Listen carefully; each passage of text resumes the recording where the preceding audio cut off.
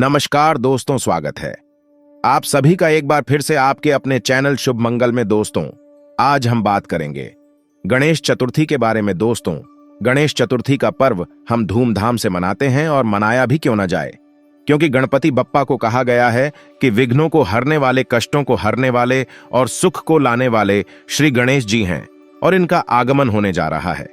इनका आगमन भक्तों के लिए अति उत्तम, अति शुभ होता है।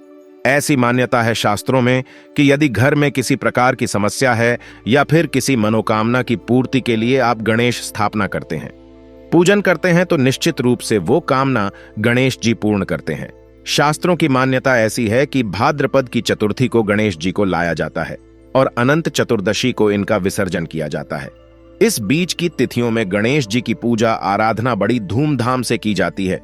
इनको दूर्वा अर्पित की जाती है, मोदक आदि का भोग लगाया जाता है।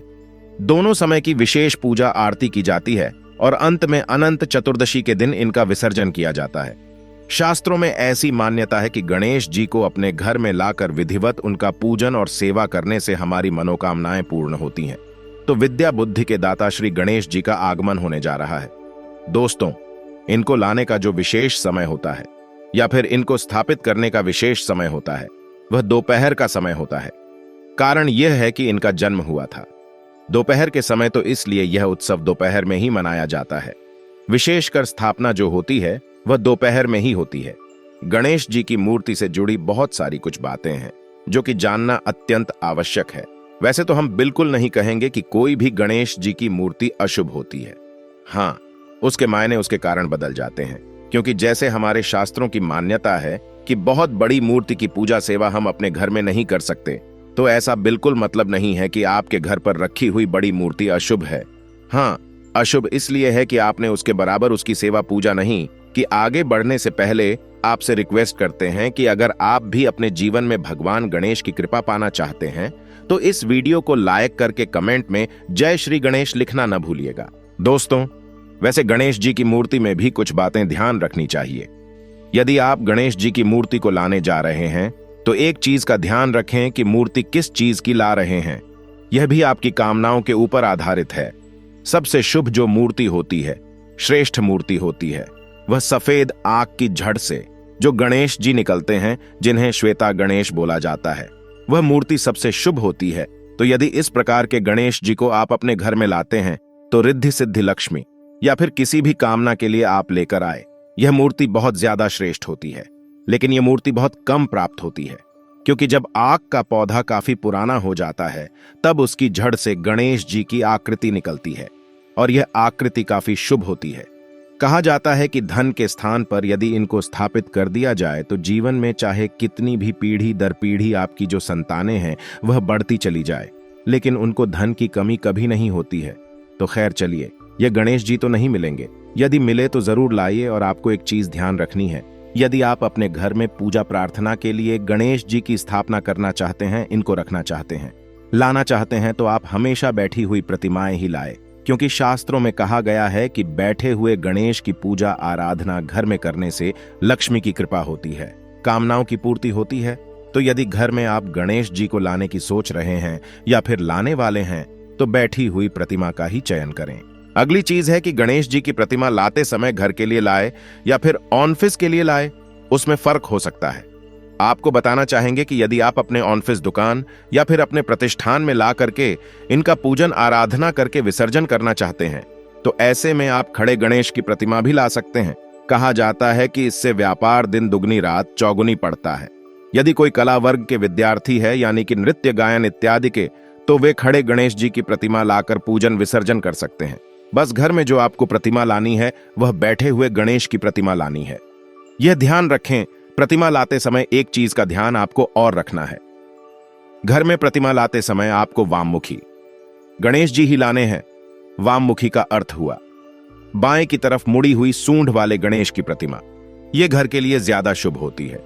अब दाहिनी तरफ जब मूर्ति की सूंड होती है, उस मूर्ति के लिए पूजा और सेवा की अधिक आवश्यकता होती है। इसलिए कहा जाता है कि गणेश जी की प्रतिमा हमेशा वाममुखी होनी चाहिए, यानी बाईं तरफ सूंड जिनकी घूमी हुई हो, वही गणेश शुभ होते हैं हमारे घर के लिए। अन्यथा जो दाईं तरफ सूंड वाले गणेश होते हैं वह जल्दी रुष्ट होते हैं। यदि हमसे कोई भूल हो जाए तो रुष्ट होते हैं।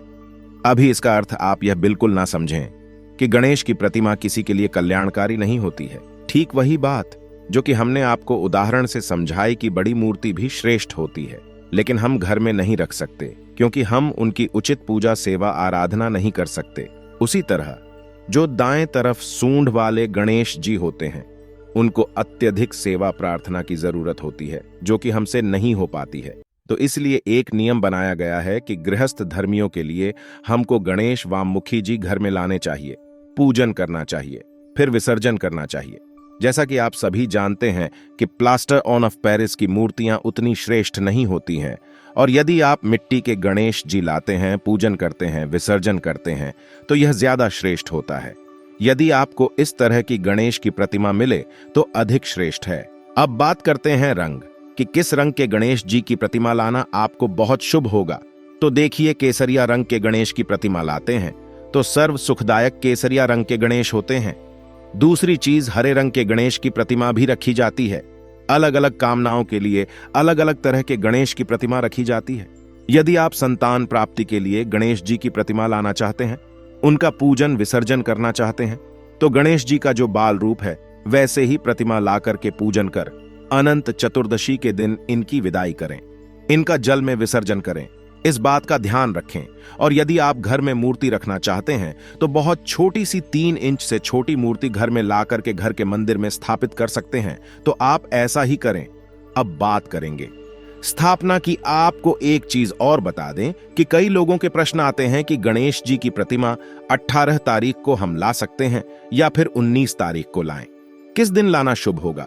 तो देखिए, गणेश जी को गणेश चतुर्थी के दिन लाना ही शुभ होगा, जो कि 19 तारीख को है। 18 तारीख को हरतालिका तीज जैसे समाप्त होगी। 19 तारीख को आप गणेश जी को ला सकते हैं। गणेश स्थापना का जो सबसे शुभ मुहूर्त है वह 11 बजे से प्रारंभ होकर दोपहर 1:28 तक है। इस बीच आप गणेश जी की प्रतिमा लाकर उनकी स्थापना कर सकते हैं। गणेश जी की स्थापना की बड़ी साधारण सी विधि है। सबसे पहले तो आप मंदिर के बाहर बैठ जाए। मंदिर में तो बहुत सारी मूर्तियां होती हैं, लेकिन आपको मंदिर के जो देवता हैं उनसे अलग रख करके यदि आपने चौकी लगाई तो यह ज्यादा श्रेष्ठ माना जाता है, क्योंकि आपने अलग से कोई बड़ा अनुष्ठान किया है। इसलिए आपको अलग से लाल रंग का कपड़ा इसी चौकी पर बिछाकर के उस पर आपने जो नई मूर्ति प्रतिमा लाई है या फिर आपके घर में जो पड़ी हुई प्रतिमा है, आप उनको भी बहुत अच्छी तरह से साफ करके, यदि धातु की प्रतिमा है तो स्नान वगैरह कराएं, और यदि फोटो है तो भी आप उसकी स्थापना कर सकते हैं। घर में पड़ी हुई मूर्ति की भी आप स्थापना पूजा कर सकते हैं, और नई मूर्ति लाते हैं तो भी आप उनकी पूजा स्थापना जरूर करें। और आपको कलश जरूर रखना है। कलश आप सभी जानते हैं, कलश में ही हम देवताओं का आवाहन करते हैं। तो कलश रखने की विधि इस प्रकार है कि नीचे चावल का अष्टदल कमल बना ले, या फिर यदि आपके घर में बहुत चूहे हैं तो चावल का ना बनाकर आप थोड़ा सा रोली और हल्दी मिलाकर के बना ले और ओम बना ले, स्वास्तिक बना ले।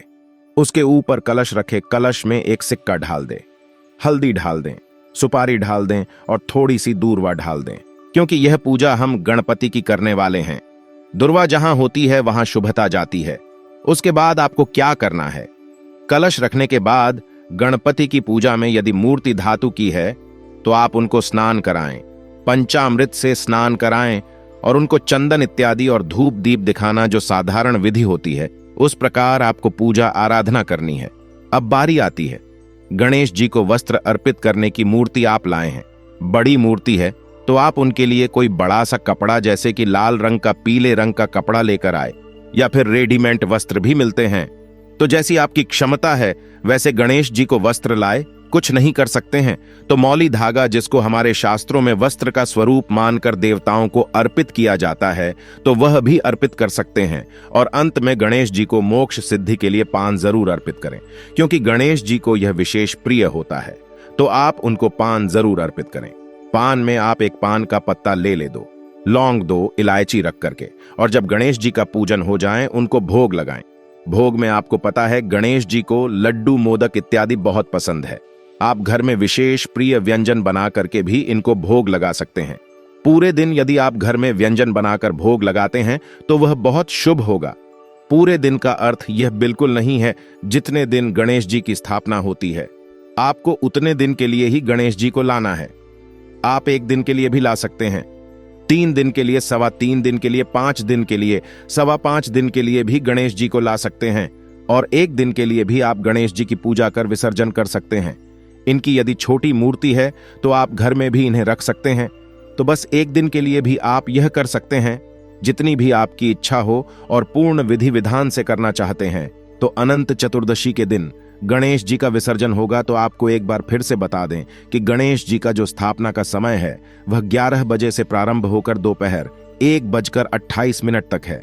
इस समय में आप कभी भी गणेश जी की स्थापना करें, इससे पूर्व ना करें, क्योंकि गणेश चतुर्थी की जो स्थापना पूजा होती है वह दोपहर में होती है। क्योंकि गणेश जी का जन्म दोपहर में हुआ था, इसलिए यह पूजा दोपहर में ही होती है। तो इस प्रकार से गणेश जी की पूजा कर लेनी है और उन्हें दूर्वा की माला अर्पित करें।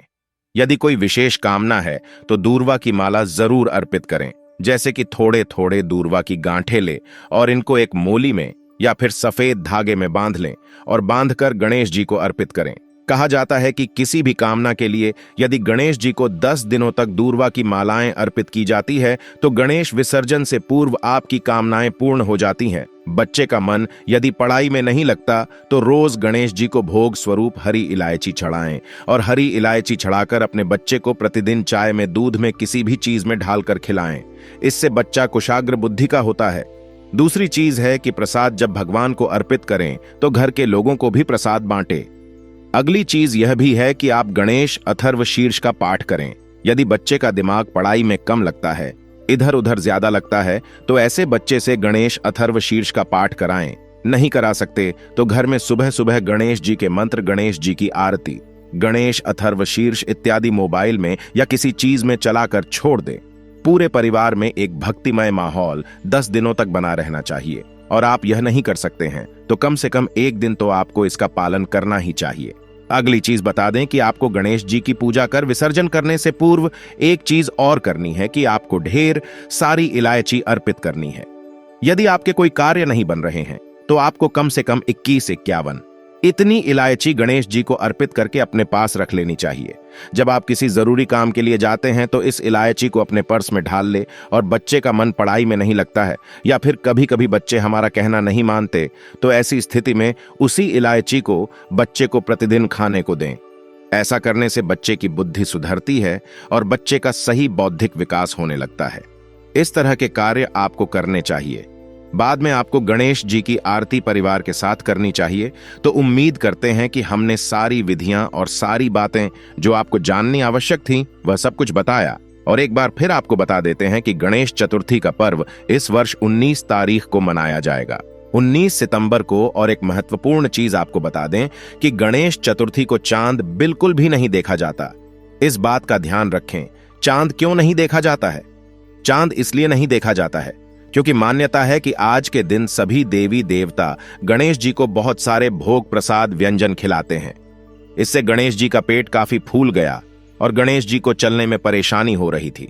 और चंद्रमा ने यह देखकर के गणेश जी का उपहास उड़ाया। गणेश जी का उपहास उड़ाया जाने पर माता पार्वती अत्यंत क्रोधित हो गई और उन्होंने चंद्रमा को श्राप दिया कि आज के दिन तुम्हारा दर्शन करने पर मानव पर कलंक लगेगा। और आप तो जानते ही हैं, इस कलंक से श्री कृष्ण भी नहीं बचे थे। इसलिए इस दिन चंद्र दर्शन से बचे, चांद के दर्शन से बिल्कुल बचे। किसी भी स्थिति में इस दिन चांद के दर्शन हो जाए तो निश्चित रूप से कलंक लगता है। जब श्री कृष्ण भी इस कलंक से नहीं बचे तो हम तो मानव है, तो इस बात का ध्यान रखें। और आप सबको गणेश चतुर्थी की हार्दिक शुभकामनाएं। उम्मीद करते हैं कि जानकारी आपको बहुत पसंद आएगी। आज के लिए बस इतना ही।